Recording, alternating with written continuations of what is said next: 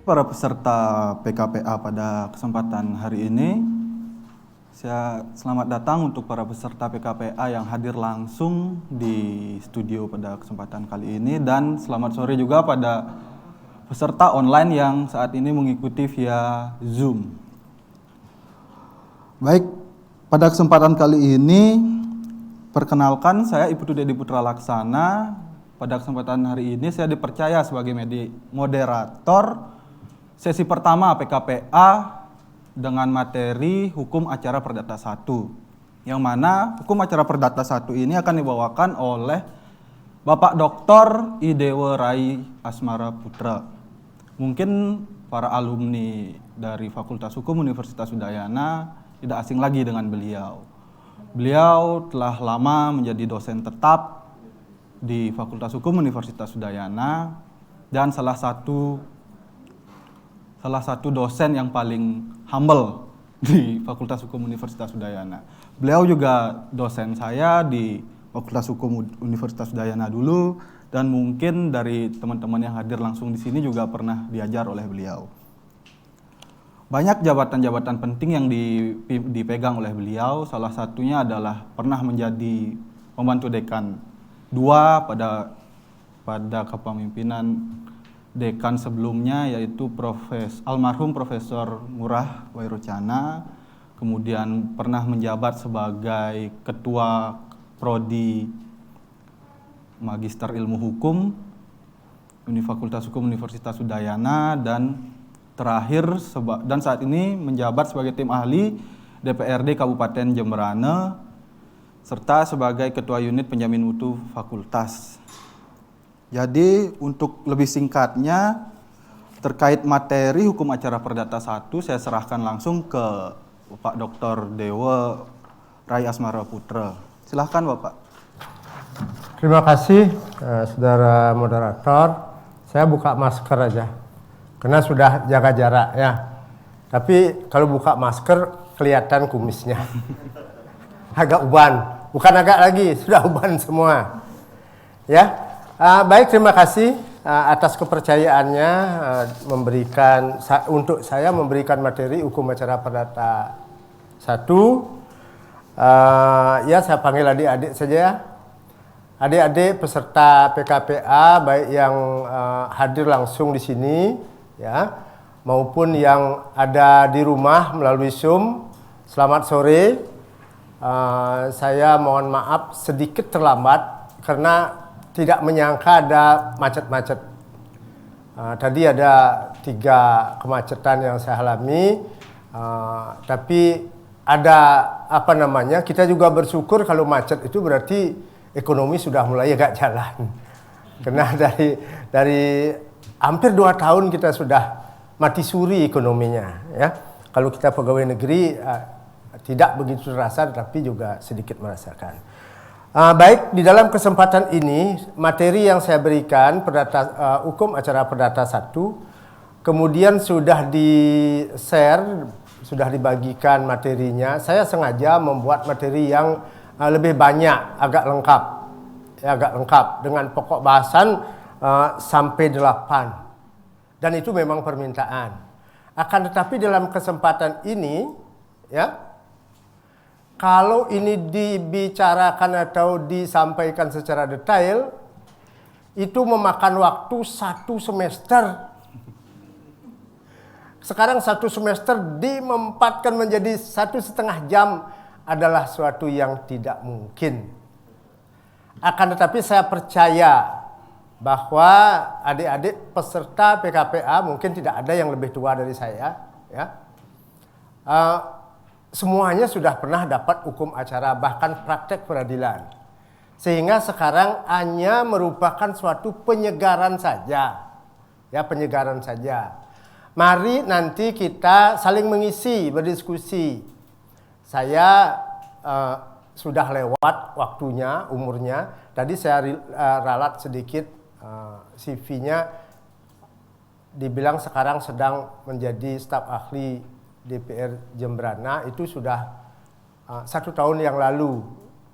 Bahkan sekarang di Fakultas Hukum pun saya sudah purna tugas mulai bulan uh, Mei, 1 Mei, kemudian masih mengikuti aturan menguji saja karena bimbingan dan lain sebagainya SK-nya sudah duluan.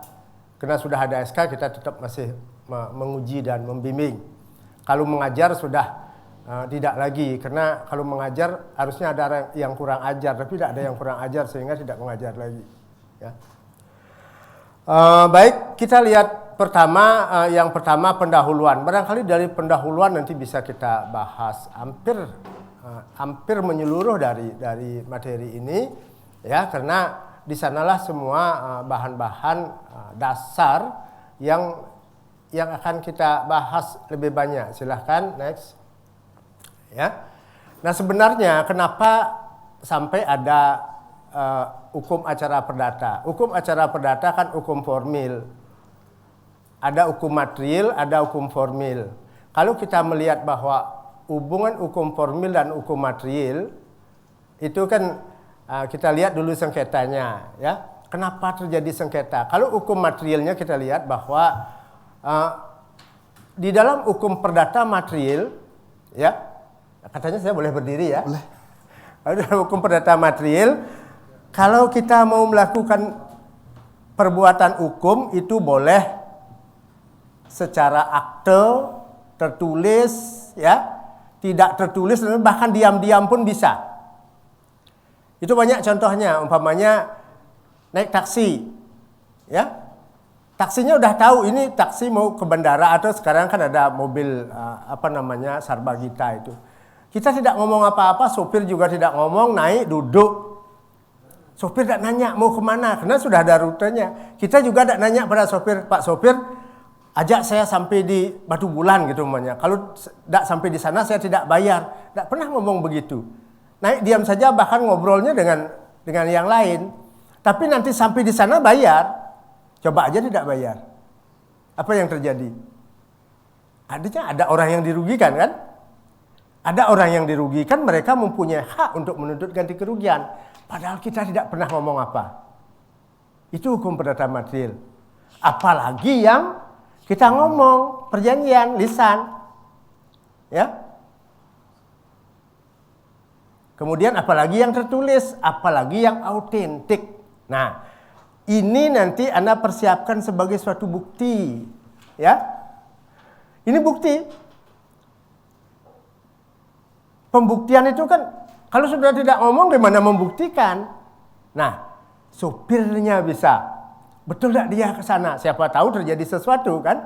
Oh, sopirnya ini jam sekian dia ke Batu Bulan dari Denpasar. Ya, sopirnya menjadi saksi. Anda tidak ngomong apa-apa.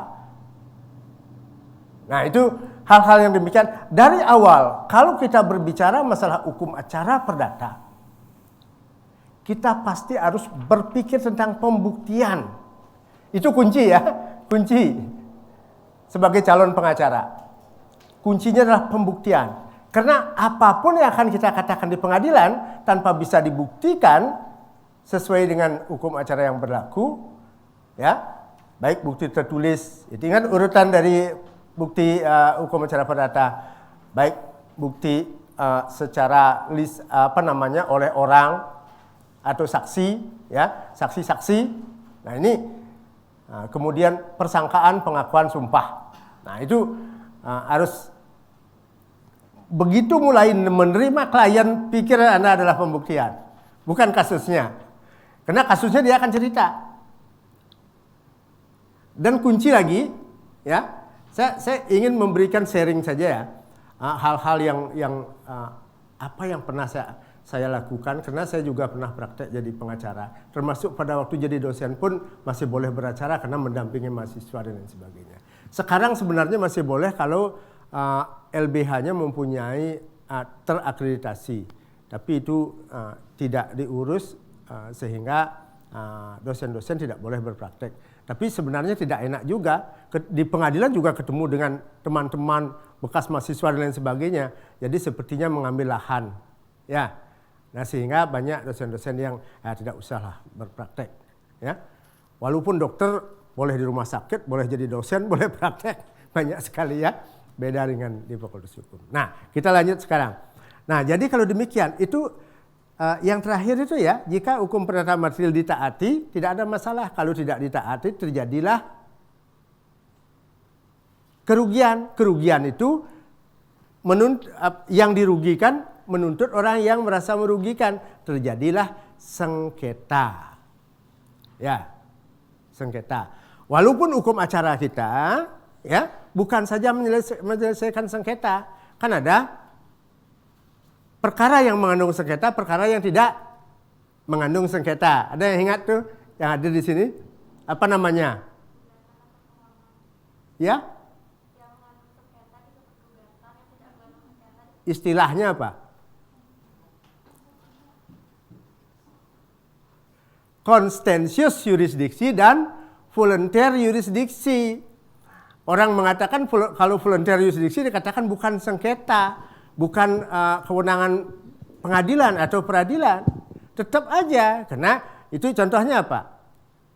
Membagi waris. Kita tidak bersengketa, datang ke pengadilan sama-sama mengajukan permohonan pembagian waris karena kita tidak tahu umpamanya hukum warisnya.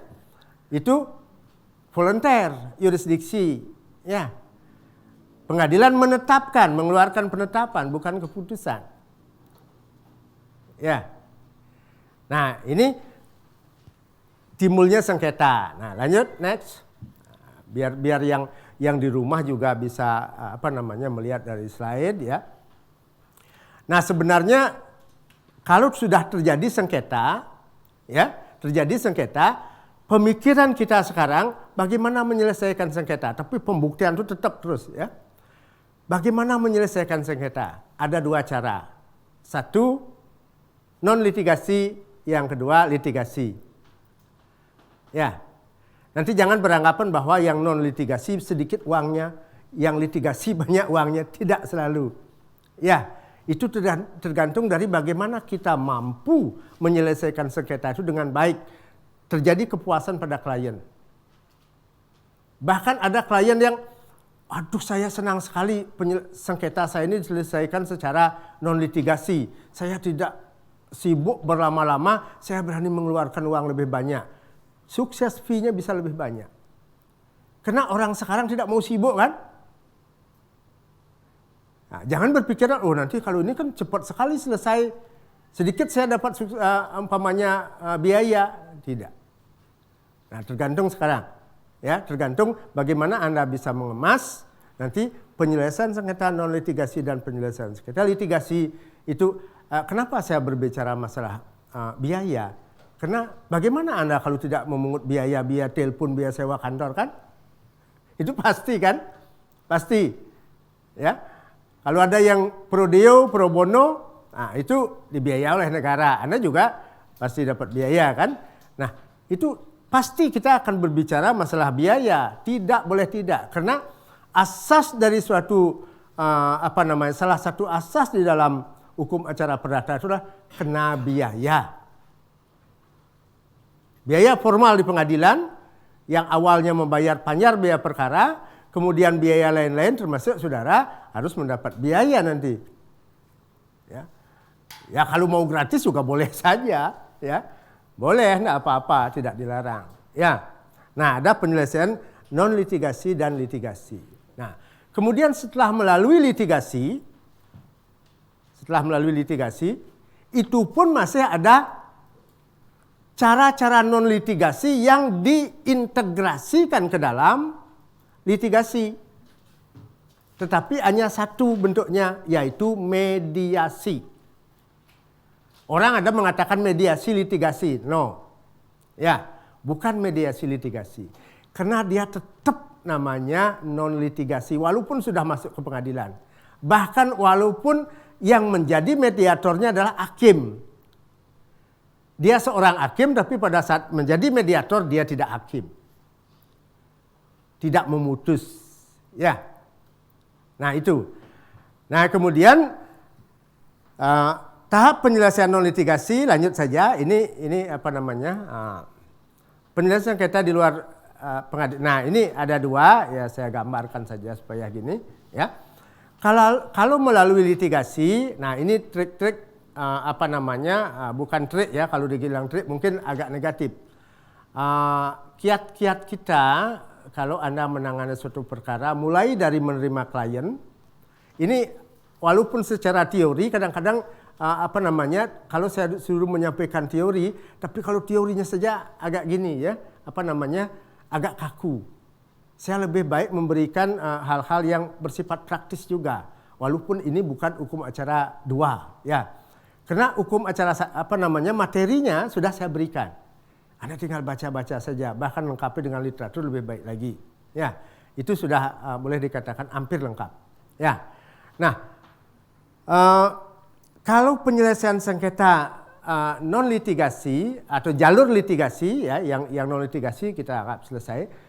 Melalui jalur litigasi jangan lupa ya bahwa begitu klien datang sebenarnya ini masih tapi di luar ya, di luar ini. Ini kan kuasa begitu yang pertama ya.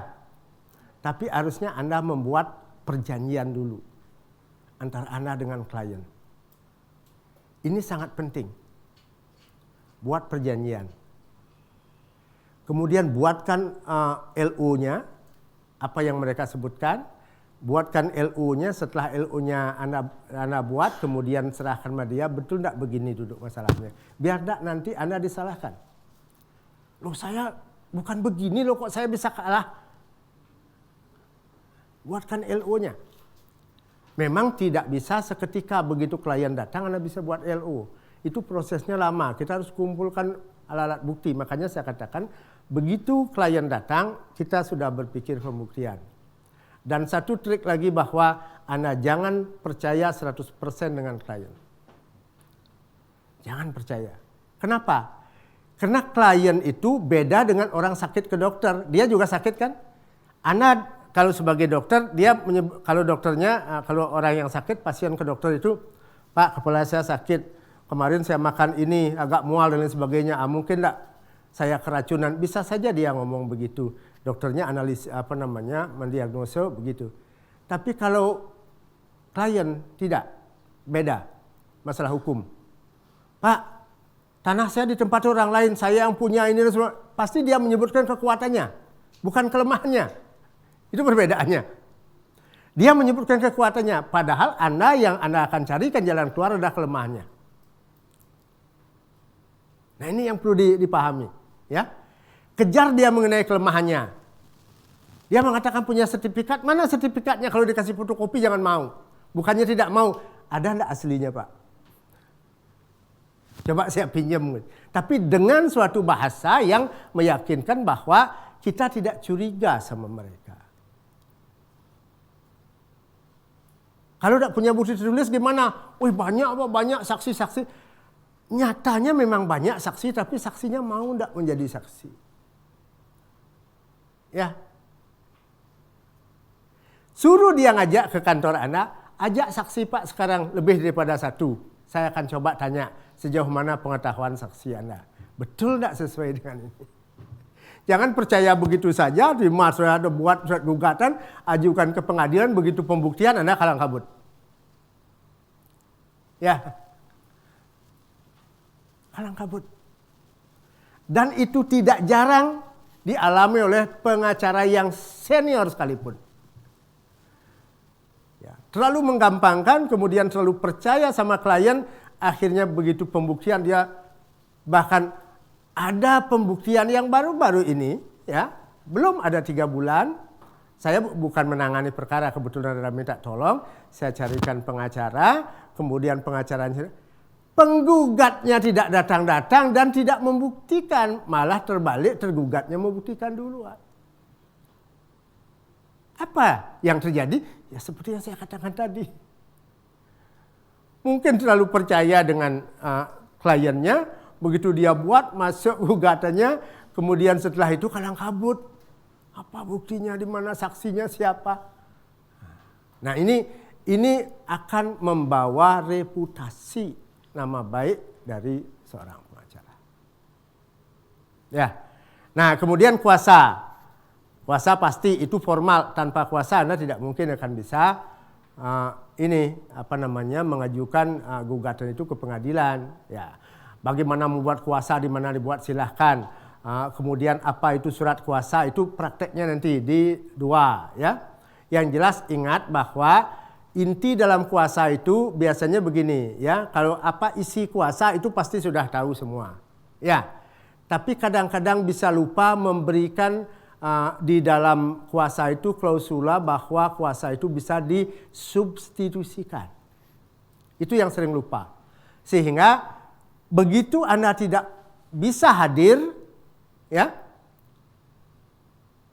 Anda kalang kabut lagi, harus membuat kuasa baru. Nah, kalau sudah diisi substitusi, nanti Anda bisa substitusikan tanpa persetujuan dari klien Anda. Sudah biasa. Ya, kalau yang associate barangkali tidak masalah karena biasanya kuasanya kan tidak satu orang. Lebih daripada satu, si A tidak bisa, si B bisa hadir, si B tidak bisa, si C bisa. Tapi kalau satu orang tidak bisa, tidak ada substitusi, sidangnya bisa ditunda. Kalau terus ditunda, diperingati oleh hakim.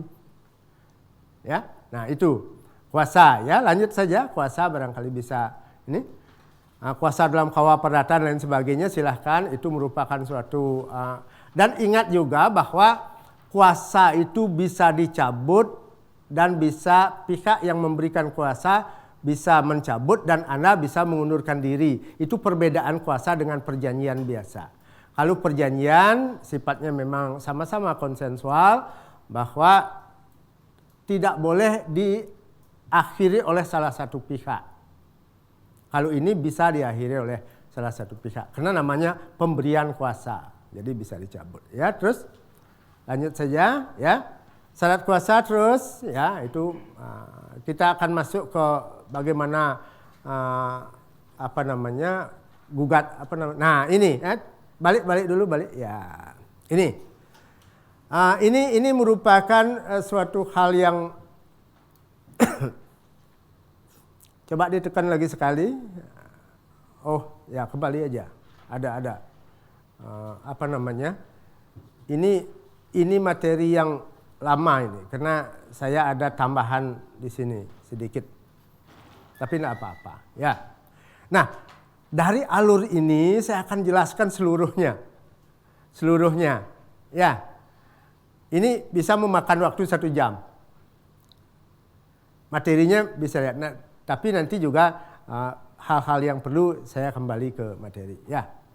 Nah, kalau kita berbicara tentang perkara perdata melalui litigasi atau penyelesaian perkara melalui litigasi, yang non litigasi kita anggap sudah selesai. Ya, alurnya pertama kita membuat gugatan. Persiapan sebenarnya yang sangat penting seperti tadi ya. Kalau sudah selesai gugatan sidang-sidang itu mengikuti saja.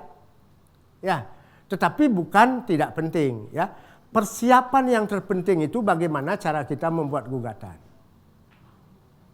Ya.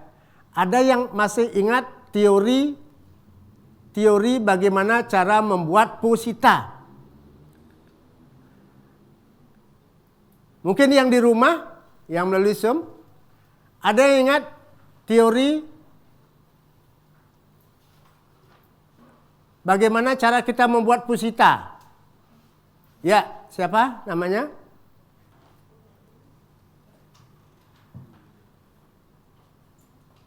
Bisa di suaranya biar terdengar.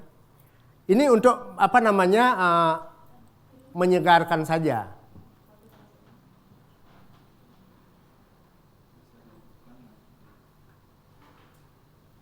Di laptopnya kali ya, laptopnya ya.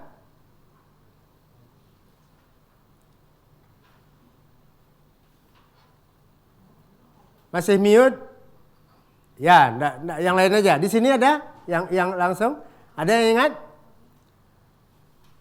Ada berapa teori untuk kalau kita membuat posita?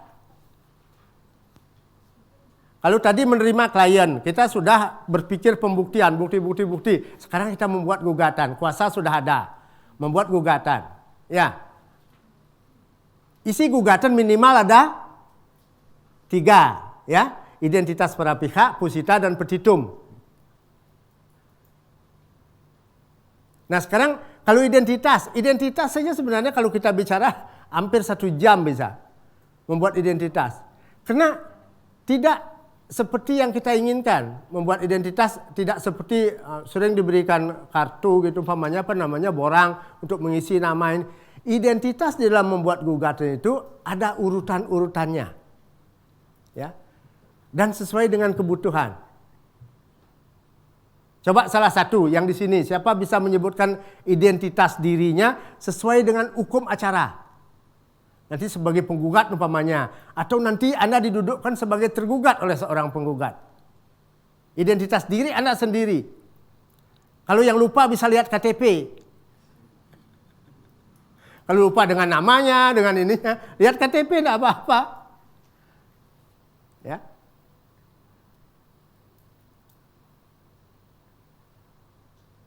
Ada yang bisa? Kalau kita membuat gugatan kan harus bisa membuat identitas penggugat, identitas tergugat. Kalau sekarang kita sendiri sebagai penggugat, bagaimana mendudukkan diri kita sebagai penggugat, membuat gugatan? Ya. Kata kuncinya adalah asas actor sequitur forum rei. Apa itu? Gugatan diajukan pada pengadilan di wilayah hukum di mana tergugat bertempat tinggal. Ada kata kunci di sana tempat tinggal. Ada kompetensi relatif. Kalau absolut kita sudah ada berpikir lagi.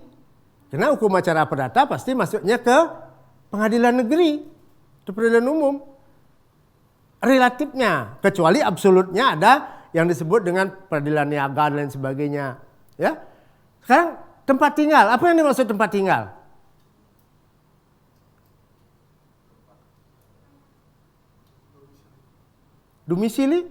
Domisili, tempat tinggal, tempat kediaman, alamat, beda ini semua. Ya, HRRBG meminta tempat tinggal, bukan domisili, bukan tempat kediaman, dan bukan alamat.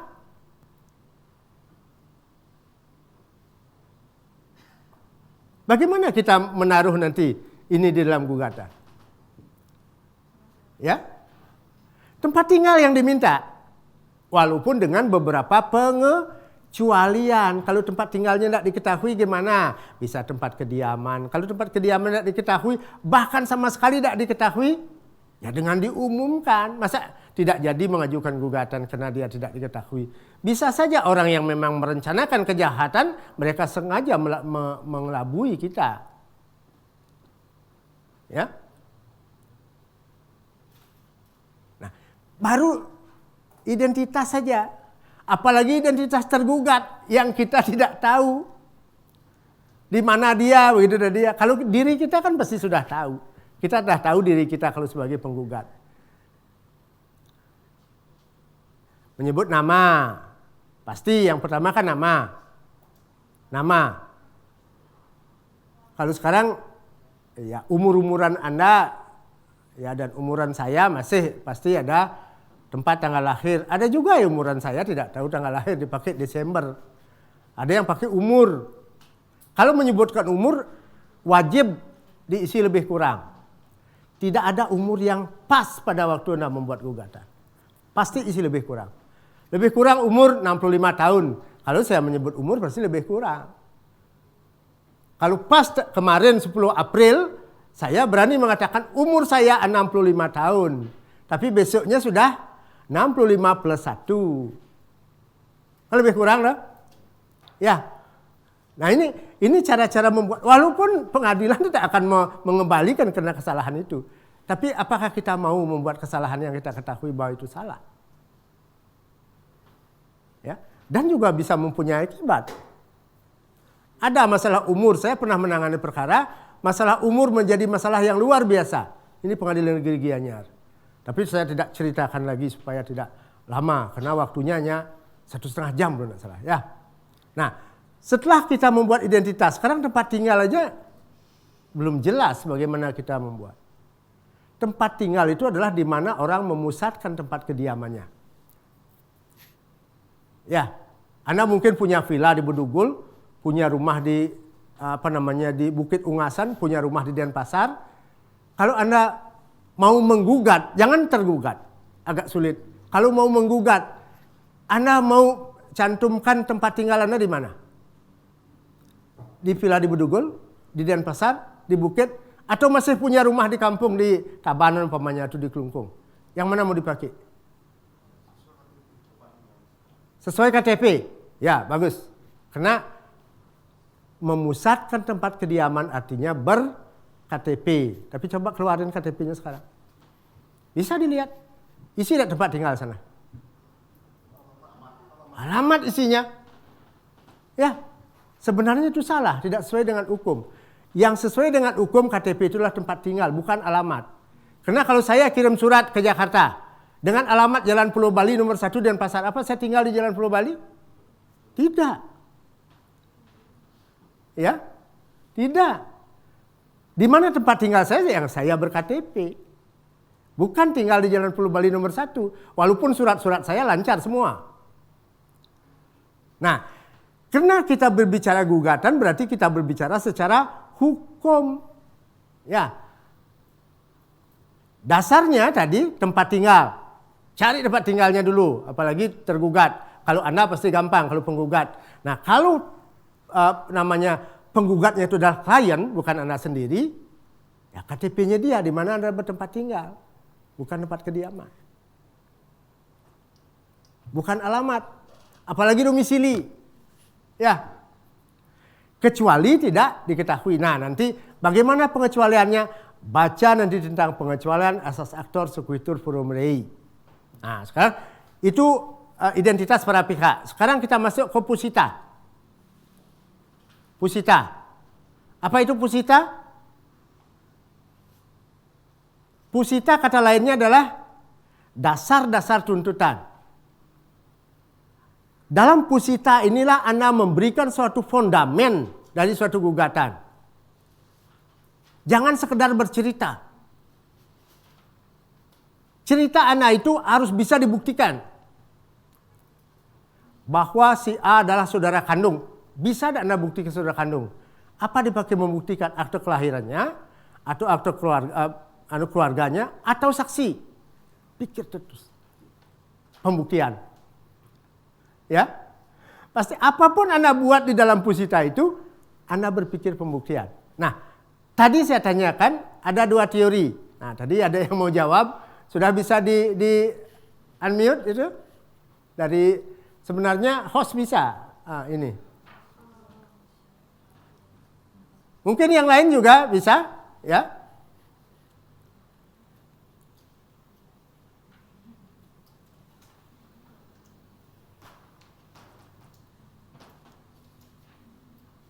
Sadana Putra ya tadi ya namanya. Ada 2 teori ya. Kenapa saya tekankan ini? Karena ada mahasiswa bimbingan skripsi saya pernah melakukan penelitian tentang 2 teori ini untuk menyusun skripsi. Dia tanya kepada semua pengacara yang sidang di Pengadilan Negeri Gianyar, tidak ada yang bisa, artinya tidak ada yang ingat. Buat gugatan pasti sudah lancar, sudah pintar, sudah banyak menang putus perkaranya. Tapi ditanya 2 teori ini, kok lupa ya itu. Bisa saja, walaupun saya tidak tahu teori ini, gugatan saya bagus kok. Nah, jadi kan sama, sekarang saya kan memberikan teori hukum acara perdata sebenarnya. Kalau teorinya dilupakan bagaimana kita bisa berpraktek, kan itu ya. Ya, ada 2 teori, ada namanya teori 1 teori substansi, 2 teori individual, individualis ring teori dan substansi ring teori. Ya, ini penting sekali di dalam penyusunan surat gugatan, terutama sekali menyusun pusita. Ya, nah, kenapa penting? Karena di dalam membuat pusita, tadi kembali seperti saya katakan tadi, kita berpikir pembuktian. Dan jangan terlalu melebar. Contoh begini, saya memiliki sebidang tanah dengan sertifikat nomor sekian desa ini dan seterusnya, sudah cukup. Apa nanti pakai membuktikan sertifikat nomor sekian desa itu saja sudah selesai sebenarnya. Bahwa Anda pemilik yang sah. Ya. Apakah itu sudah aman? Teori individual menyatakan itu aman. Karena bukti dari kepemilikan sebidang tanah adalah sertifikat. Sudah aman. Kalau secara teori substansi belum. Ya. Bagaimana Anda bisa mendapatkan sertifikat ini? Bagaimana Anda bisa memiliki tanah? Apakah Anda lahir sudah punya tanah? Begitu lahir bawa tanah? Tidak. Itu ada proses namanya. Ada substansinya. Anda membelikah? Anda dapat ibahkah? Dapat warisankah? Cerita inilah teori substansi. Ya. Kalau ada yang membantah, masa dia punya tanah? Dia dari lahir bawa tanah enggak? Seperti ini omongan. Kan tidak mungkin dah. Oh, saya dikasih sama orang. Nah, kasihnya mana akte ibahnya? Nah, ada rentetannya. Tapi kalau tidak dibantah, selesai. Oh, dia sudah punya sertifikat, kita mau ngomong apa lagi? Kalau begitu pihak lawannya. Selesai. Ya. Apakah kita harus ceritakan dulu? Tidak. Buatlah gugatan yang singkat, tepat, dan semua bisa dibuktikan. Gitu kalau membuat gugatan. Nah, kemudian posita ini dari dua teori tadi, bagaimana kita menyampaikan mengenai substansinya jika dibantah nanti dalam proses jawab-menjawab. Substansinya. Ya. Kalau kita dari awal memang perlu menceritakan substansinya, tidak apa-apa, sisakan. Tapi tidak selalu jauh. Ya. Saya bermacam-macam pernah pengalaman yang ingin saya sampaikan pada Anda, bahwa dulu pernah waktu saya masih sidang ya, ada pengacara yang di depannya berisi DRS gitu ya, bukan SA saja. DRS-nya orang sastra. Pendidikannya dia berpengaruh terhadap membuat gugatan. Dia membuat gugatan seperti cerita pendek panjang sekali sampai lebih dari 7 halaman. Kesana kemari gitu. Itu enggak perlu. Ya, enggak perlu. Singkat, tepat, padat, dan semua bisa dibuktikan. Sebelum gugatan itu masuk ke pengadilan, Anda harus sudah siap dengan bukti-bukti, baik tertulis maupun saksi. Kalau tidak seperti itu, Anda akan kecewa nanti di pengadilan. Ya, ini trik-trik kalau beracara. Nah, setelah pusita, tadi nama pusitanya apa? Pusita lain katanya apa? Pusita atau fundamentum petendi. Apa arti fundamentum petendi? Dasar-dasar tuntutan.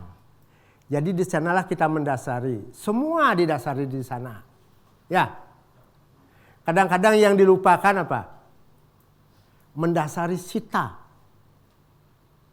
Waktu mohon sita tanpa memberikan dasar pada pusita. Sita dan pusita beda ya. Sita. Tanpa sita Anda akan menang di atas kertas kan. Kalau objek tertentu perlu disita, harus diletakkan sita dulu. Artinya biar benda itu tidak dipindahkan. Itu kadang-kadang lupa. Karena baru ada gejala-gejala untuk memindahkan, baru kita berpikir tentang sita. Walaupun HRBG mengatakan harus ada duga yang beralasan, Anda sudah dari awal harus duga beralasan. Ya. Jangan lupa bahwa orang yang Anda ajak berperkara ini sama dengan berperang. Dia akan memakai taktik dan teknik bagaimana cara berkelit. Supaya tidak bisa eksekusi lah. Supaya bendanya beralih lah, dan lain sebagainya. Biar nanti Anda disebut menang di atas kertas. Bukan mencari menang di bawah kertas. Artinya apa yang Anda gugat, menang di pengadilan, eksekusi bisa jalan. Walaupun tidak semua perkara harus dieksekusi. Ya. Sejak semua putusan maksud saya. Nah, belum kembali ke ini, kembali ke tuntutan ya. Nah, ini. Tadi dasarnya ya, dasarnya. Dasar daripada tuntutan dibuat dasarnya di sana itu ada yang disebut dengan tentang hukumnya, bukan berarti dasar hukum ya. Dan duduknya masalah. Dua ini. Duduknya masalah akan bercerita, Anda bercerita akan ada hubungan hukum, bukan dasar hukum. Jangan lupa bahwa Anda pengacara walaupun sudah doktor umpamanya, tapi tidak perlu menyebutkan pasal-pasal dalam surat gugatan.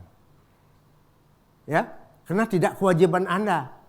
Kewajiban menentukan pasal-pasal adalah kewajiban hakim. Nanti dalam putusan disebut dengan ada 3 kewajiban hakim apa?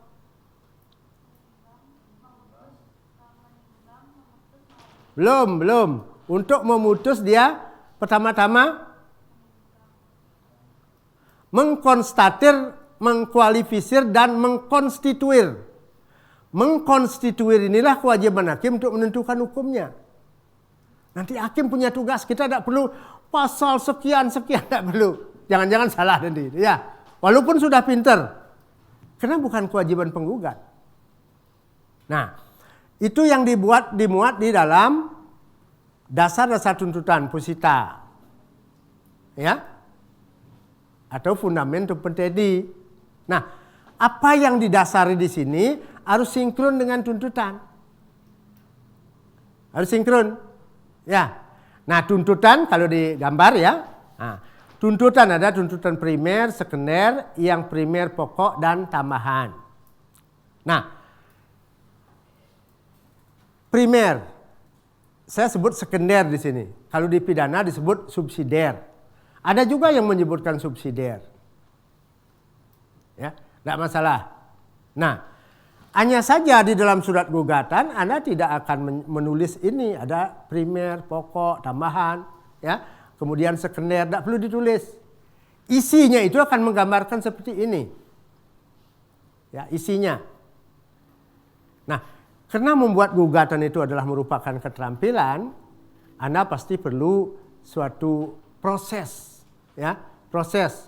Lebih sering dibuat, semakin sering kita buat, semakin pintar dan semakin bagus, gitu ya. Tapi kalau baru belajar, memang proses kita akan belajar dari kesalahan kadang-kadang, ya.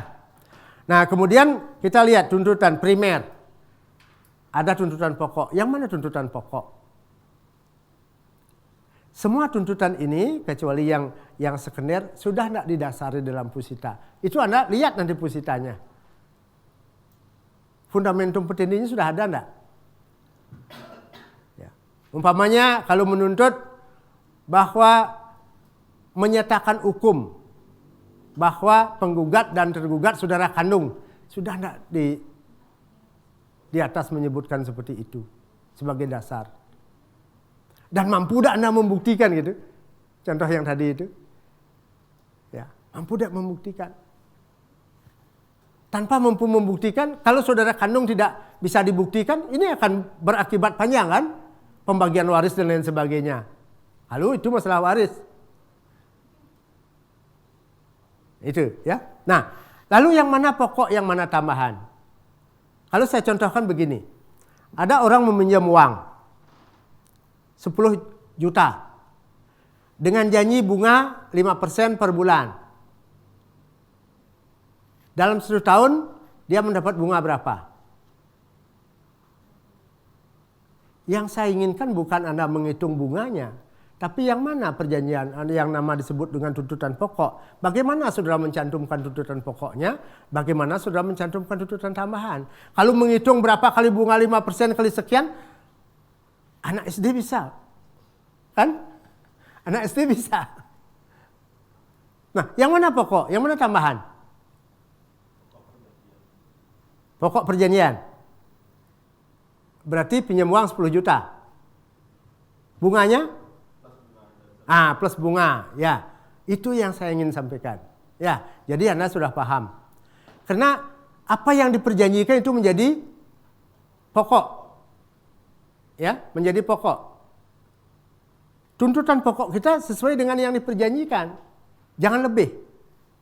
Tapi bisa juga lebih kalau masalah hutang piutang bisa doang som. Memaksa dia untuk membayar. Dengan suatu denda. Itu. Ya, itu tuntutan tambahan. Karena tidak pernah diperjanjikan seperti itu. Ya. Kalau misalnya dia sudah tertuang dalam perjanjian itu di depan sudah ada bunga, pokok dan denda, itu sudah termasuk yang primer, dok. Ya, semuanya menjadi pokok dia. Artinya kata kuncinya adalah semua yang diperjanjikan dia menjadi pokok. Yang di luar daripada itu adalah tambahan. Ya. Kata kunci di sana. Nah, kadang-kadang kalau saya memberikan kuliah di S1, kalau yang pemula ya, Anda kan sudah pernah dapat hukum acara. Itu pasti ini saya pakai contoh.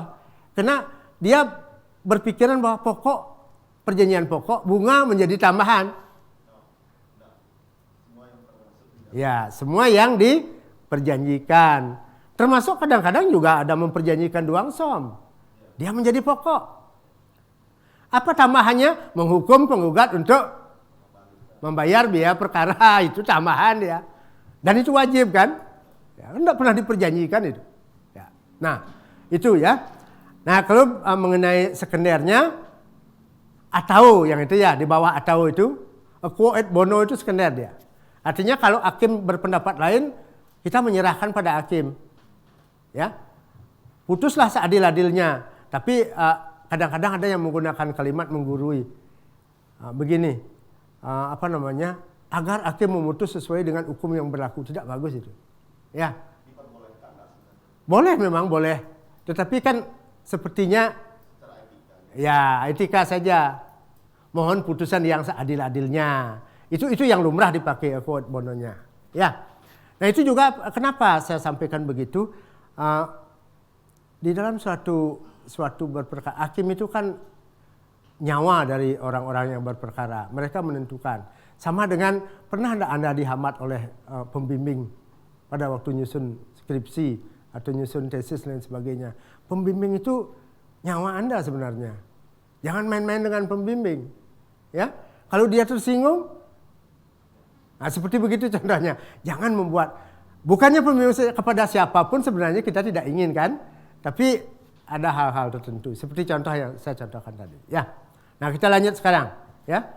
Nah, kembali ke gini sekarang, kembali ke gambar yang banyak tadi yang apa namanya? Ya, bagan itu.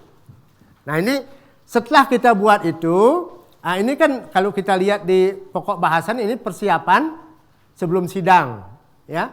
Persiapan sebelum sidang. Jadi kita buat kuasa, membuat gugatan. Nah, sekarang kita ajukan gugatan itu kemana? Bagaimana jalannya perkara itu, ya. Ini ya. Pertama-tama penggugat, nah ada lagi satu, coba cari bagan lagi satu.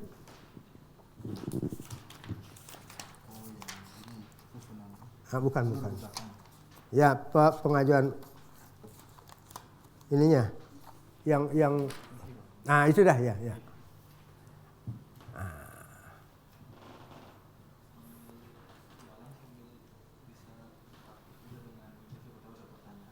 Nanti begini ya, karena waktu kita terbatas, saudara-saudara atau adik-adik ya, mungkin ada yang lebih tua dari saya, yang di rumah, yang virtual, ya, kalau mau ada pertanyaan langsung saja, jangan menunggu nanti ada waktu, ada pertanyaan, hanya waktunya 3 menit, udah waktunya udah habis dah begitu. Pokoknya kalau ada pertanyaan walaupun sedang menyampaikan sesuatu, Anda bisa langsung, ya. Anda bisa langsung. Silahkan bertanya, tinggal sampaikan ke moderator, ya. Termasuk yang hadir di sini, silahkan, ya. Sebenarnya seperti saya katakan tadi, apa yang harus disampaikan ini kan untuk 1 semester. Bahkan semester di Fakultas Hukum itu 2,5 jam per 1 kali tatap muka. Kali sekarang 12 kali minimal. Bahkan harusnya 16 kali. 16 kali kali 2,5 jam. Itu seharusnya materi ini disampaikan. Bahkan di tempat lain itu bisa hukum acaranya saja 2 jam. Praktek peradilannya lagi 1,5 jam kali sekian. Nah itu kali 16 kali satu semester 3,5 jam kali 16 itu harusnya disampaikan. Tapi di sini dalam 1,5 jam kan, ya makanya mari saling mengisi. Saya bukan berarti paling pintar, paling gini, sama-sama lah. Ya, mungkin ada yang berpengalaman gini, ya kita boleh memberikan kepada saya, bukan saya harus memberikan saja. Ya, mungkin dapat di YouTube dan sebagainya. Mari kita diskusikan dan saya akan berusaha memberikan jawaban. Kalau tidak bisa, saya juga bisa menangguhkan. Ya, nanti baca buku di sini dan lain sebagainya. Ya, ya silakan. Siapa namanya? Saya Marta. Ya. mohon maaf, ini kembali ke surat kuasa, Dok. Bisa tolong dibuka. Jadi tadi saya mendengar ada memundurkan diri dari kuasa. Ya. Apa syarat penerima kuasa untuk memundurkan diri dari kuasanya meskipun perkara sudah masuk ke PN, Dok? Ya. Jadi agar kita tidak disebut juga menelantarkan klien. Itu aja, terima kasih. Ya. Sebenarnya syarat untuk mengundurkan diri itu tidak ada secara detail disebutkan. Ini kan kuasa, orang kuasa itu hampir sama dengan orang mau kawin. Ya, kalau tidak cocok mungkin ada ketersinggungan dan lain sebagainya, bisa jadi. Termasuk si pemberi kuasa pun bisa mencabut kuasanya. Ya, pernah terjadi di Denpasar ada 2 pengacara masuk. Karena mereka tidak dikasih tahu kan, tidak dikasih tahu pengacara yang pertama tidak dikasih tahu bahwa mereka sudah diganti. Dengan ada kuasa baru berarti kuasa yang lama sudah otomatis dicabut. Ya. Tidak ada suatu persyaratan apa-apa sebenarnya. Kan tidak elok sebenarnya kan? Tidak elok. Kalau Anda Anda sebagai pengacara lalu tidak lagi sebagai kuasa. Kan disangka menelantarkan klien gitu ya, bisa dimasalahkan juga. Tapi kalau tidak ada alasan, ya tidak mungkin. Pasti harus ada alasan-alasan tertentu. Tapi alasan-alasan inilah tidak ada terinci di dalam suatu surat kuasa. Artinya apa? Boleh Anda mencabut dan pihak yang memberikan kuasa pun boleh mencabut, Anda boleh mengundurkan diri. Tapi etika pengunduran diri kan harus sampai kepada mereka. Mereka yang mencabut harus sampai kepada Anda. Itu. Di dalam pencabutan itulah dia mencantumkan alasan-alasan. Seharusnya suatu etika, ya. Tidak sampai ada 2 pengacara yang masuk. Loh, Anda siapa? Saya kuasanya. Loh, saya juga kuasanya. Kan tidak lucu ya? Tuh. Apalagi Anda mencabut sampai Anda mengundurkan diri sampai mereka pada waktu sidang harusnya pembuktian umpamanya penting sekali. Begitu Anda mendadak ini kan tidak etika juga kan? Nah, itu sebenarnya bukan saja masalah hukumnya yang tertulis, tapi etika juga sangat perlu diperhatikan. Contoh tadi juga ya, etika bagaimana kita menyebutkan quo et bononya saja etika. Ya. Bagaimana kita masuk ke ruang sidang, bagaimana itu etika-etika itu hukum kita kan tidak semua tertulis. Ya. Saya sampai saat ini belum menjumpai. Kalau Anda menjumpai, mari kita saling berdiskusi. Ya. Cukup? Ya. Kalau yang dari rumah saya duduk saja ya sambil minum. Silakan siapa? Bisa diperbesar. Mohon izin bertanya. Oh, Terlalu kecil. melalui ini. Ya. Yang Chan. mana dia? Ya, silakan. Mohon untuk dijelaskan secara sederhana mengenai Panbeslah. Terima kasih. Apa itu? Panbeslah. Panbeslah. Panbeslah ya. Belum sampai di sana. Itu Sita Gadei. Sita Gadei. Tetapi berbeda artinya. Ya boleh. Boleh. Kena pertanyaan. Kalau tidak saya jawab, tidak enak rasanya. Mohon maaf ya yang lain. Yang lain yang belum sampai di sana. Itu Panbeslah. Itu Sita Gadei. Tapi berbeda arti Gadei di dalam kenyataannya. Kalau Gadei itu kan seperti Pak Gadei. Tahu kan penggadaian. Itu adalah tempat untuk menjaminkan benda-benda yang bergerak. Ya. Panbeslah itu artinya gadai untuk benda-benda yang bergerak. Jangan diartikan begitu. Ya, panbeslah itu adalah jika ada orang yang menyewa rumah, tidak membayar uang sewa. Ya, tidak membayar uang sewa. Si pemilik rumah bisa menyita benda-benda bergerak dari si penyewa. Untuk apa? Untuk menutupi pembayaran sewa ini. Tapi harusnya mereka melakukan proses lelang. Tapi prosesnya kan lebih mahal biaya prosesnya dibandingkan sewa rumahnya. Makanya boleh, umpamanya Anda punya TV di sana, ya, HP, itu bisa disita oleh pemilik rumah kalau Anda tidak bayar. Bagi yang nyewa rumah, ya, itu disebut dengan panbeslah. Tapi itu harus dikeluarkan dulu dalam perjanjian sebelum sewa menyewa atau memang kita Tidak harus, ya.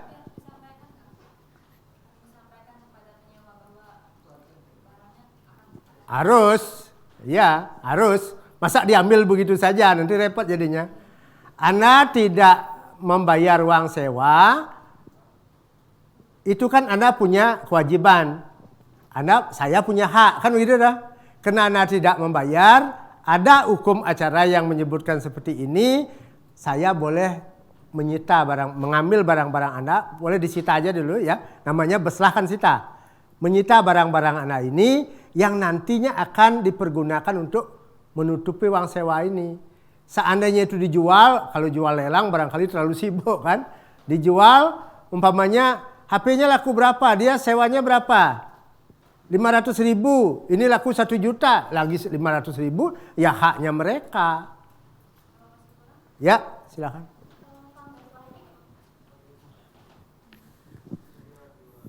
Maaf Pak, mau tanya, apa fanbase lah ini sama dengan hak retensi ya? Apa berbeda konteksnya? Hak retensi itu apa? Hak untuk menyita barang untuk membayar biaya jasa yang sudah kita keluarkan gitu, kalau tidak salah Pak. Jasa ini berbeda, ini sewa menyewa rumah usus. Panbeslah itu usus. Ya. Ya, silakan. Yang di rumah dulu, Pak. Sebentar ya, yang di rumah dulu. Dari Pipin Haryanto, terkait tuntutan tambahan dari uang yang belum dibayar dari penjualan tanah yang sudah berlangsung selama 8 tahun. Besar bunga atau tambahannya? Terkait tuntutan. Yang ditanya apa? Tuntutan tambahan dari uang yang belum dibayar dari penjualan tanah sudah berlangsung 8 tahun. Besar bunga atau tambahannya bagaimana? Oh, bunganya bagaimana? Terkait bunganya mungkin. Sejumlah uang yang sudah 8 tahun tidak dibayar sisa pembelian tanah. Apa boleh dituntut bunganya? Itu yang dimaksud kali ya? Ya, mungkin. Ya. Bunganya Kalau kita lihat jual beli tanah kan tidak pinjam meminjam uang. Kalau keuntungan yang harus didapat boleh. Tapi tergantung nanti hakim mengabulkan apa tidak, karena tidak diperjanjikan. Kita berbicara di sini adalah berbicara tuntutan pokok tambahan. Ya, yang mana kita masukkan tuntutan pokok, yang mana kita masukkan tuntutan tambahan. Ya, kalau yang tidak diperjanjikan, ya tidak menjadi tuntutan tambahan, tidak menjadi tuntutan pokok. Ya, berarti dia hanya bisa menuntut selama 8 tahun, jangan 8 tahun, 10 tahun pun, 20 tahun pun. Kalau dia janji dulu harga tanahnya umpamanya 1 juta, kita anggap biar gampang 1 juta. Baru dibayar 800 lagi 200 itu lagi 8 tahun ya bayar 200. Tapi kalau dia pernah ada diperjanjikan, kan perjanjian itu bisa tertulis, bisa tidak tertulis. Ya. Kalau akta otentik umpamanya ya, ada enggak diperjanjikan? Kalau tidak hanya bisa dilakukan dengan keuntungan yang harus didapat namanya itu. Ya. Kalau uang ini diedarkan, dibungakan, boleh dia mengedarkan uang, boleh dia membungakan uang. Jadi kalau dia disimpan di bank, dia deposito sekian dapat uang sekian. Nah, lalu yang dituntut apanya? Jumlah uang ini apa dasarnya? Berarti tuntutan kita prestasi dulu. Dia tidak sesuai. Apakah ada perjanjian, apakah dia melanggar perjanjian tidak membayar sampai 8 tahun? Ya, kalau memang diperjanjikan dia tidak boleh bayar lagi 8 tahun, tidak masalah kan?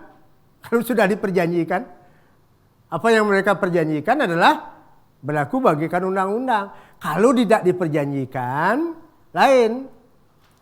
Tidak pernah diperjanjikan dia nunggak sampai 8 tahun, berarti dia wan prestasi.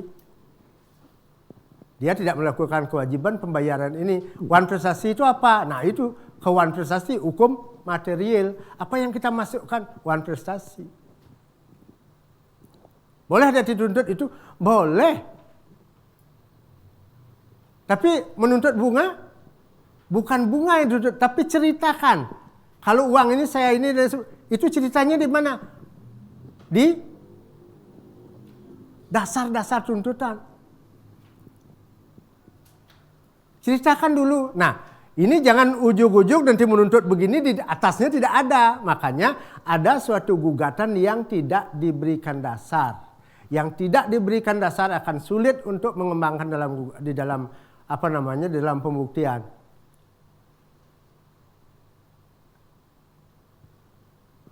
Ya, sama dengan putusan pengadilan yang tidak diberikan dasar, tidak ada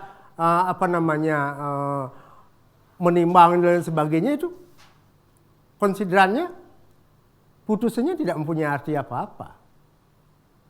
Masa mau menyatakan tanah ini milik penggugat? Apa dasarnya? Kan harus ada dasar lah. Nah, itu contoh begitu ya. Ya silahkan tadi yang ya nanti kalau kurang lebihnya kita bisa lebih lanjut karena waktunya cukup singkat ya. Belum sampai baru gugatannya waktunya lagi berapa? 15 menit. Saya nyambung tadi sama yang ada istilah panbeslah gitu ya Pak Dok. Itu dilakukan pribadi atau hanya oleh PN? Kalau panbeslah itu, kalau diajukan gugatan, dia menjadi oleh PN. Kan tidak mungkin lah kita sendiri yang ambil. Dasarnya gugatan. Ya, dasarnya gugatan. Baru panbeslah. Beslah itu sita. Sita itu siapa yang melakukan? Pengadilan, bukan kita. Ya, tapi khusus untuk benda-benda yang bergerak, kena pan, ya. Gade itu kan, gade untuk benda-benda bergerak, ya.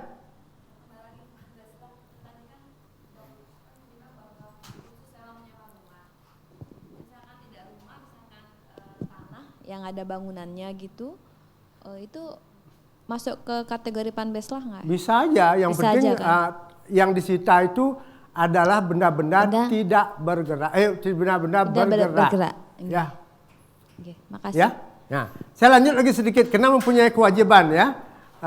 Nanti hal-hal yang belum jelas barangkali bisa dilengkapi dengan materi dan literatur karena belum sampai di mana-mana ini. Makanya saya katakan ini satu setengah jam ini waktu yang untuk 1 semester. Ya, nah kita masuk tadi kan gugatan, ajukan. Nah sekarang jalannya yang tadi itu. Ya, bagan. Alur itu ya. Yang penting-penting saja sekarang, setelah diajukan gugatan masuk ke pengadilan, setelah masuk ke pengadilan nanti dipanggil kedua belah pihak, ya, dipanggil. Kalau ada yang tidak hadir ada acara istimewa. Kalau hadir ada namanya mediasi, wajib, ya, wajib mediasi, ya, itu bisa Anda lihat Perma 1/2016. Nah sekarang kalau sudah jalan, proses jawab-menjawab. Proses jawab-menjawab. Replik-duplik. Nah kemudian setelah replik-duplik, pembuktian. Habis pembuktian, nah ini ya. Habis pembuktian, kesimpulan atau konklusi akhir. Ada suatu perbedaan. Proses jawab-menjawab dengan kesimpulan, ada perbedaan prinsip. Perbedaannya apa? Dalam proses jawab-menjawab dari gugatan, jawaban gugatan, replik-duplik, replik-replik, itu cross. Anda buat baik untuk hakim maupun kepada pihak lawan. Ya. Untuk kesimpulan Anda tidak perlu memberikan pihak lawan. Cukup memberikan kepada hakim. Apa fungsi Anda membuat kesimpulan? Ada yang ogah membuat kesimpulan, tidak usah Anda buat kesimpulan. Sudah bagus itu. Jangan. Sebaiknya Anda buat kesimpulan. Kenapa? Karena dalam kesimpulan itu Anda masih bisa memberikan materi-materi yang mungkin dilupakan oleh panitera. Ya? Atau mungkin dilupakan oleh hakim. Dan sifatnya sepihak. Anda muat hal-hal yang sebanyak-banyaknya yang menguntungkan Anda. Sehingga kesimpulan pihak penggugat pasti memenangkan penggugat, kesimpulan pihak tergugat pasti harus memenangkan tergugat. Tidak ada tergugat mengatakan gugatan harus ditolak. Dalam kesimpulannya kan, ini kesempatan. Walaupun itu tidak 100% dipergunakan oleh hakim, tapi minimal mengingatkan hal-hal yang mungkin terlupakan. Ya, mungkin terlupakan. Karena tidak akan ada proses jawab-menjawab lagi. Kesimpulannya tidak akan dijawab, tidak akan dibantah oleh pihak lawan. Ya, harus dibuat. Harus dibuat. Kesempatan. Nah, kemudian setelah putusan, hakim menjatuhkan putusan dasarnya apa? Pasti pembuktian kan? Pembuktian. Makanya dari pertama, mengkonstatir, mengkualifisir, dan mengkonstituir. Hakim baru menerima itu dia mempelajari. Kemudian ini tergolong perkara apa? Wan prestasi kah? Perbuatan melawan hukum kah? Dan lain sebagainya. Nanti baru dicarikan hukumnya. Makanya tadi saya katakan tidak perlu Anda pusing-pusing mencari hukum. Itu tugas hakim. Itu namanya mengkonstituir. Nah, sehingga apa masalahnya tentang hukumnya itu harus sinkron. Kadang-kadang ada putusan sesuai dengan hukum yang berlaku untuk itu. Itu menggampangkan saja. Harusnya menyebutkan hukum apa, undang-undang nomor berapa, pasal berapa yang berkait dengan masalah ini. Tidak bisa hanya menyebutkan dengan hukum yang berlaku untuk itu. Ya. Itu apa namanya? Kekeliruan yang besar sebenarnya. Dan tidak sepantasnya begitu. Kalau begitu hakim kan gampang saja kalau dia tidak tahu menyebut. Kalau memutus gampang dia. Bahkan gimana dibilang ya?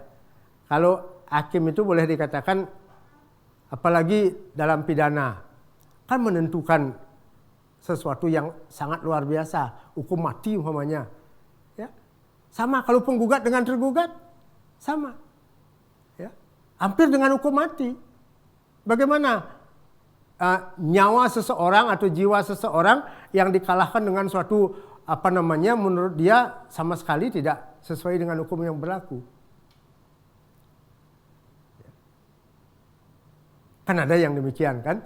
Ada. Kita tidak perlu pungkiri masalah peradilan kita memang tidak semua, ya tidak semua. Apalagi dulu ya, kalau sekarang udah mungkin agak gini, dulu ada mafia peradilan dan sebagainya. Wah, luar biasa. Kita kaget-kaget kalau di perguruan tinggi, ya. Karena mudah-mudahan anak didik kita tidak ada yang sampai terlibat hal-hal yang tidak baik, terutama di pengadilan, ya. Nah, kita lanjut dulu, nanti ada hal yang prinsip lagi. Kalau sudah putusan, ada yang tidak puas, jadi upaya hukum. Nah, upaya hukum banding dan kasasi ada suatu perbedaan yang prinsip, ya. Untuk banding, memorinya tidak wajib. Untuk kasasi, memorinya wajib. Itu jangan dilupakan. Ya. Tetapi, walaupun tidak wajib memori banding, sebaiknya Anda buat. Sebaiknya. Kenapa sebaiknya Anda buat? Karena apalagi umpamanya bukan Anda sendiri yang berperkara, klien, ya. Masa enak tidak buat gini, saya bayar dan sebagainya. Tidak ada kesan seperti itu. Di samping itu manfaat yang lebih besar, apa alasan Anda untuk melakukan banding adalah dapat dituangkan di sana. Jelas jadinya. Saya maunya begini kok begini putusannya, jelas di sana. Ya. Kalau memori kasasi itu jangan nanti Anda sekedar membuat memori. Yang ditekankan adalah kesalahan penerapan hukum. Itu kuncinya. Kesalahan penerapan hukum. Artinya yudek faksi, tahu yudek faksi? Tahu ya? Yudek faksi ada keliru menerapkan hukum, apakah pengadilan negerinya atau pengadilan tingginya. Kalau keliru menerapkan hukum, baru sebenarnya ada kesempatan untuk kasasi. Kalau tidak, sebenarnya tidak perlu kasasi. Tapi kalau sekarang kan pokoknya kasasi. Ya. Walaupun tidak ada kesalahan penerapan hukum. Tidak masalah sebenarnya. Tapi kalau Anda mau mengajukan kasasi, carikan alasan supaya ada kesalahan penerapan hukum. Tanpa itu malu kita memori kasasinya tidak sesuai dengan hukum yang berlaku. Itu teorinya ya. Prakteknya berapa persen sih perkara yang tidak kasasi? Kalau sudah banding, lagi satu kali sajalah. Lagi satu kali. Bukan lagi satu kali aja masalahnya, tetapi masalahnya ada enggak alasan untuk kasasi ya. Masih ada waktu? Masih ada lebih 15 menit. Ya, kita sambil jalan kalau ada yang masih gini. Karena sudah sampai kasasi dan nanti saya lanjut eksekusi ya. Ini ada pertanyaan dari Bapak Ketut Jina yang ada di rumah. Mohon dijelaskan tentang unsur-unsur apa yang perlu untuk membuat gugatan supaya kita mudah mengerti. Tips dan triknya. Ya, sudah lewat malah itu. Tapi tidak apa-apa. Unsur-unsur dalam membuat gugatan. Seperti tadi kan. Identitas para pihak. Para pihak itu kalau gugatan pasti ada penggugat dan tergugat. Ya, di dalam membuat gugatan identitas kata kuncinya ini harus saya ulang lagi kalau begitu. Ya, tadi mungkin tidak didengarkan bagus. Ya. Kata kuncinya adalah asas aktor sequitur purum rei karena ada dua hal di sana. Satu adalah kompetensi dan satu lagi namanya tempat tinggal. Tempat tinggal itu bagaimana dan seterusnya. Ya. Nah, kemudian di dalam isi yang kedua adalah posita atau fundamentum petendi. Kiat-kiatnya seperti tadi, begitu menerima klien Anda sudah berpikir pembuktian. Nah, ini kalau saya jelaskan lagi kan tidak enak dengan yang lain ya. Tidak enak dengan yang lain. Waktunya terbuang nanti. Ya. Ada pertanyaan lagi? Ada dari peserta di rumah. Ya. Jika ada dua surat kuasa, karena surat kuasa yang pertama belum dicabut, maka surat kuasa yang mana yang akan diakui? Dan kuasa hukum pemegang surat kuasa yang mana yang diizinkan oleh hakim untuk bersidang? Yang pertama atau yang kedua? Karena dengan dibuatnya kuasa baru berarti kuasa yang lama sudah menjadi gugur. Ya. Kemudian, masa mau bertengkar di pengadilan, saya sudah punya kuasa, saya juga punya kuasa. Nah itu kalau sudah dibuatkan kuasa yang baru sebagai pengganti, sebaiknya harga diri ya, harga diri. Kalau sebagai pengacara, kalau saya sebagai pengacara, klien saya sudah membuat mengajak pengacara baru dan membawa surat kuasa, harga diri kita sudah harus, kalau begitu saya sudah tidak lagi sebagai kuasanya. Dan memang secara hukum kalau sudah dibuat yang baru berarti yang lama sudah gugur. Ya, tidak perlu lagi bertengkar masalah itu. Tapi kalau kita mau gini kan malu kan, malu. Saya ingin gini aja menyampaikan bahwa kalau itu dipermasalahkan menjadi kurang etika, ya. Lagi pertanyaan lagi dari Bapak Made Ardana terkait perubahan gugatan. Apakah suatu gugatan yang telah diajukan ke pengadilan dapat dirubah atau dicabut? Bisa. Nah, ini memang belum saya jelaskan, ya. Memang belum saya jelaskan. Ya, baik. Ini mungkin akan menghabiskan waktu cukup banyak juga, ya. Kenapa? Suatu surat gugatan kalau sudah masuk ke pengadilan, ya, boleh dirubah dan boleh dicabut. Boleh. Tapi boleh itu kan bukan berarti harus kan? Kalau mau mencabut itu kenapa harus mengajukan gugatan? Dan kapan bolehnya itu? Ya. Suatu surat gugatan boleh dicabut kalau itu belum dilakukan pemeriksaan sidang pertama. Sidang pertama itu artinya gini, di luar mediasi tadi ya, di luar mediasi. Mediasinya gagal, umpamanya kalau mediasi gagal dia merasa lemah, tahu-tahu dicabut gugatannya. Kan bisa begitu. Nah, kalau sudah diadakan suatu sidang pertama, kemudian penggugat membacakan gugatan. Setelah dibacakan gugatannya ditanya oleh hakim, apakah penggugat tetap dengan gugatan penggugat? Ya. Kalau dia menyatakan tetap, itu tidak boleh dicabut lagi secara sepihak. Harus ada persetujuan dari pihak tergugat. Kenapa persetujuan tergugat? Karena tergugat orang yang terseret. Mereka sudah banyak meluangkan waktu untuk meladeni si penggugat ini. Kenapa sekarang dicabut? Itu logika hukumnya. Ya. Makanya gugatan, sebenarnya kan penggugat mau mencabut, mau apa kan boleh saja. Hak penggugat. Tapi tidak bisa seenaknya begitu di pengadilan. Ya. Jangankan mencabut, interupsi aja harus izin hakim kan. Merubah saja harus seizin penggugat tanpa ada keberatan ditanya dulu bagaimana tergugat, apa Anda keberatan dengan perubahan ini atau pencabutan tadi? Kalau keberatan dia harus jalan. Kenapa sekarang kenapa dicabut? Pasti ada hal yang tidak beres. Ya, mungkin gugatannya merasa kurang kuat, dia tidak punya bukti dan sebagainya. Kalau dicabut untuk berdamai mungkin penggugat oke, tidak masalah. Ya, tapi intinya harus persetujuan dari tergugat. Jangankan mencabut, merubah saja. Kalau dalam sidang itu sudah menyatakan bahwa penggugat menyatakan tetap dengan gugatannya. Nah, kalau penggugat mengatakan saya masih ada perbaikan, ini perbaikannya, atau saya mencabut gugatan saya, pada waktu sidang pertama itu masih boleh.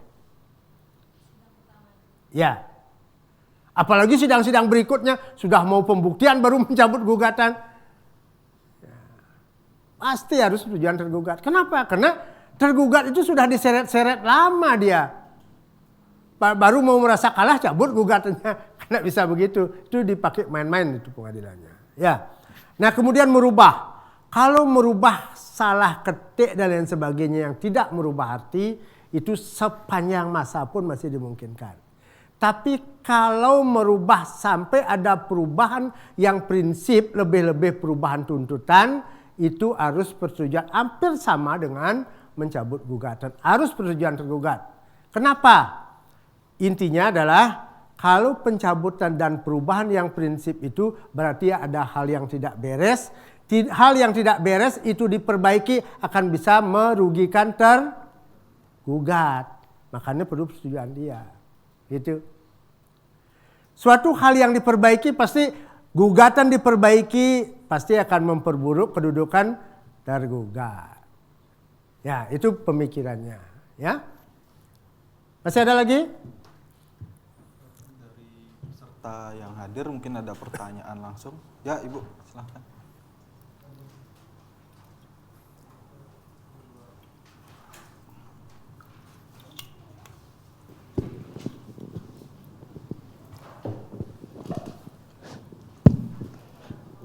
Selamat sore, nama saya Purnamawati. Siapa? Purnamawati. Purnamawati, Ya. ya, silakan.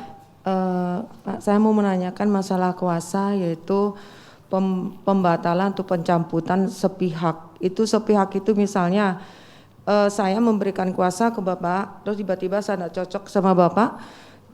Saya mencabut itu, membatal itu bersurat sepihak atau hanya sekedar informasi saja, Pak? Apa kita bersurat gitu kepada pengacara kita? Itu etika sebaiknya dibuat secara tertulis. Karena kuasanya kan pasti tertulis. Iya. Kalau ke pengadilan, ya. Kenapa secara tertulis? Karena sekarang kan kita berpikir masalah pembuktian. Nanti betul enggak begini, nanti gini kan perlu repot lagi. Kalau sudah buat tertulis kan, oh ini buktinya saya sudah mencabut. Sampaikan alasannya apa. Kalau mencabut ya. Kalau mengundurkan diri juga demikian, sampaikan secara tertulis. Secara lisan sebenarnya tidak apa-apa. Tetapi kalau kita berpikir pembuktian kan lebih baik bukti tertulis. Kalau dari segi perdata kan ada bukti yang tertulis. Ya. Maksud saya begini. Saya sebagai klien. Klien ya. Saya tidak cocok dengan pengacara itu, sudah tidak merasa nyaman.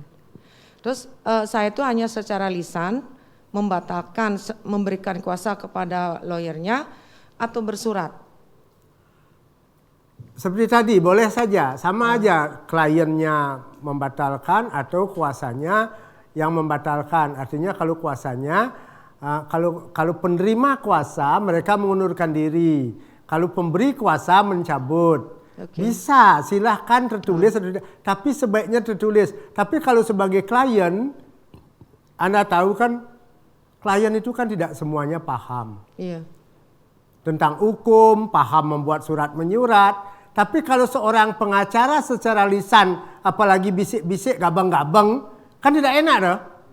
Tapi kalau klien kita maklumi kalau dia sudah menyampaikan, bahkan ada yang tidak menyampaikan, seperti contoh saya katakan tadi. Iya. Mereka tidak menyampaikan apa-apa kok. Dia mengajak pengacara baru.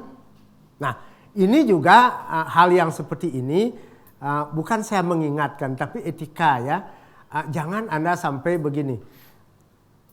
Ini kan seperti merebut klien jadinya kan. Nanti sampai di pengadilan, sampai itu heboh umpamanya, kan tidak enak sekali sama teman. Pengacara itu teman semua. Bukan gini, bukan musuh. Kenapa saya ceritakan demikian? Karena ini saya lanjut sedikit-sedikit ya. Ada seorang pengacara yang menganggap kuasa lawannya itu musuh. Bahkan saya bukan kuasanya. Saya begini, saya cerita ada orang yang tidak mampu. Memang dia punya tanah, tetapi mereka tidak mampu. Pada waktu datang ke rumah saya malam-malam pakai sarung. Tidak bisa pakai celana panjang. Saya kasihan, kemudian saya suruh, Anda mau maju sendiri? Aduh, tidak berani. Tu Haji itu dia bilang, jangan masalah. Pokoknya karena saya pelajari dia memang 100% benar, tidak ada salah. Pokoknya Anda, padahal umurnya lebih kecil dari saya katakan beli karena mau hormat saja. Beli pokoknya menang, beli maju aja di pengadilan pasar ini, ya. Saya beliin celana panjang, tidak usah pakai sepatu, pakai ini aja. Udah lama itu. Ya, maju ke pengadilan, menang betul. Sampai Mahkamah Agung menang. Ya, dia sendiri maju, saya buatin, suruh baca. Nah, kalau yang begitu pasti diketahui kan oleh pengacara dia. Pasti ketahui, karena saya setiap saat juga hadir di sana. Diketahuilah oleh kuasa pihak lawan si penggugat. Ini tergugat. Karena tergugat saya berani begitu, kalau penggugat kan untuk apa saya ajarin dia untuk menggugat hal-hal yang lain? Karena tergugat, saya berani begitu. Pokoknya Anda menang. Saya yakin Anda menang, saya gitu kan. Dan betul menang sampai Mahkamah Agung. Nah, lalu setelah itu diketahuilah bahwa saya ada di belakangnya. Pengacara pihak lawan ini bekas mahasiswa Fakultas Hukum, berarti saya pernah mengajar. Sampai sekarang kalau ketemu dengan saya tidak mau menyapa. Kita bukan bermusuh kan, ini kan cari kerja. Kenapa sampai sekarang? Kemarin saya sampai sekarang masih belum diberhentikan sebagai tim hukum di Udayana. Kemudian ketemu di sana, tidak mau nyapa juga. Oh, tidak apa-apa. Kalau dia tidak mau nyapa, saya pura-pura tidak kenal aja. Ya, dosen tidak kenal dengan mahasiswanya wajar kan? Kalau mahasiswa tidak kenal sama dosennya, itu kurang ajar, bukan tidak wajar. Ya, bukan karena saya dosen begitu, enggak. Karena waktu mahasiswa sebelum dia jadi pengacara akrab sekali dengan saya. Masa saya tidak kenal? Nah, begitu ceritanya, ya. Oke, bisa tambah lagi satu, Pak. Ya, silakan. Begini, kan sudah berjalannya peradilan di PN, PT, dan di kasasi, dan ada sudah ingkrah di Mahkamah Agung. Ya. Apakah bisa digugat lagi itu? Maksudnya? Sudah ingkrah, ya. Kalau digugat lagi kan lebih sinidem. Nah, ini kasusnya kebetulan kasus saya, Pak. Saya kan sudah ingkrah, sertifikat itu, rumah itu, tanah saya itu sudah dikembalikan ke hak saya. Tapi dari pihak koraktor tetap aja menuntut itu sebagai sita gitu loh Pak. Iya, iya. Ini kan Mohon petunjuknya. kalau orang mau menggugat itu adalah hak. Ya. Hak. Namanya tuntutan hak. Kita tidak bisa melarang mereka menggugat dengan alasan apapun. Tetapi pengadilan harusnya memutus dengan nebisin idem. Suatu perkara yang sudah pernah diputus, apalagi inkrah, ya, itu pasti putusnya harus nebisin idem. Kecuali, ya, ada hal-hal yang baru tidak nebisin idem. Kalau persis sama objeknya, penggugatnya, tergugatnya, itu pasti nebisin idem. Kalau sekarang ada tergugat baru, kan bisa berbeda kedudukannya. Tidak nebisin idem. Itu perlu dipahami. Bukan perkaranya saja yang disebut nebisin idem, tapi ada subjeknya. Kalau subjeknya ada yang berbeda, berarti kan kedudukan perkara bisa berbeda. Walaupun perkaranya sama, objek perkaranya sama, tetapi subjeknya bisa berbeda, tidak menjadi nebisin idem. Nah ini harus dipahami ya. Nanti kalau yang begitu barangkali detail kita harus lihat. Apakah itu nebisin idem atau tidak. Tapi kita tidak bisa menghalangi penggugat untuk mengajukan gugatan. Karena itu hak, namanya tuntutan hak. Yang bisa menyampaikan itu nebisin idem atau tidak adalah pengadilan. Gitu. Tergugat, apalagi tergugat pasti berat. Loh kok saya digugat lagi? Kenapa? Ya itu haknya mereka. Anda mengikuti, makanya Anda sebagai tergugat pokoknya ada disebut terseret gitu ya. Ada lagi?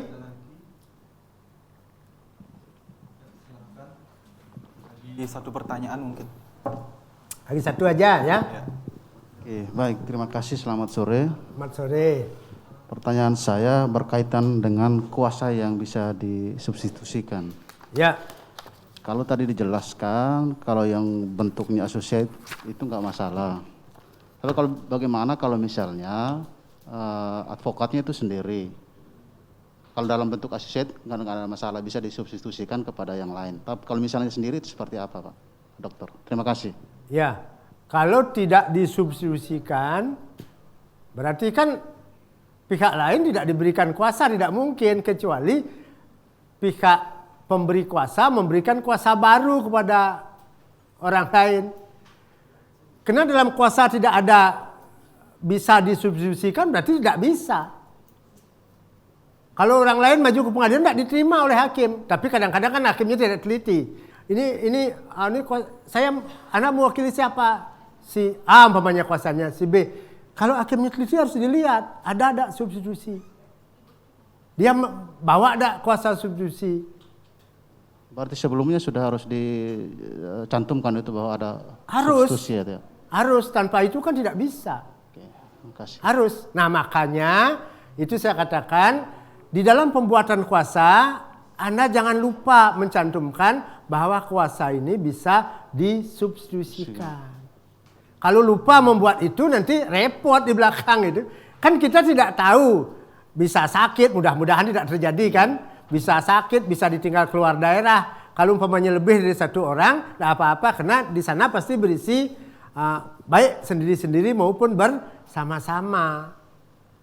Kalau substitusi itu harus dijelaskan juga siapa yang disubstitusi. Tidak. Tidak harus. Berarti itu cuma absurd lah. Iya. Jadi boleh disubstitusikan nanti yang menerima kuasa mensubstitusikan kepada penerima yang baru. Tapi ingat, kalau sidang di pengadilan jangan substitusikan kepada orang yang bukan pengacara, kan tidak bisa dia. Itu juga. Ya.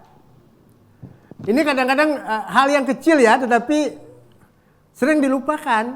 Akhirnya baru gini, sama dengan berpikir pembuktian dan lain sebagainya. Pada waktu buat kuasa udah meyakinkan sekali kliennya, kita sudah buat gini kuasa sudah buat gugatannya. Tahu-tahu begitu pembuktian dia tidak bisa membawa bukti sama sekali, tidak punya saksi. Baru kemarin belum ada, sekarang sedang berjalan kok di Pengadilan Negeri Gianyar. Penggugatnya beberapa kali tidak hadir dengan alasan sakit dan lain sebagainya, karena mereka tidak bisa membuktikan. Ya. Ya. Jadi demikian sesi pertama hukum acara perdata 1 pada kesempatan kali ini. Sesi selanjutnya, sesi kedua akan dilanjutkan pada pukul 5 sore dengan materi hukum acara perdata 2. Sekian sesi pertama pada kesempatan kali ini. Dan ada penyerahan sertifikat dan bingkisan dari DPC. Ya. Beri tepuk tangan untuk Pak Dr. Dewarai. Terima kasih. Terima kasih dan mohon maaf jika ada hal-hal yang tidak berkenan, ya. Pasti tidak sengaja, ya. Tidak mungkin sengaja saya menyampaikan hal yang tidak berkenan. Ya. Selamat Anda nanti kalau lulus jadilah pengacara yang baik. Ya.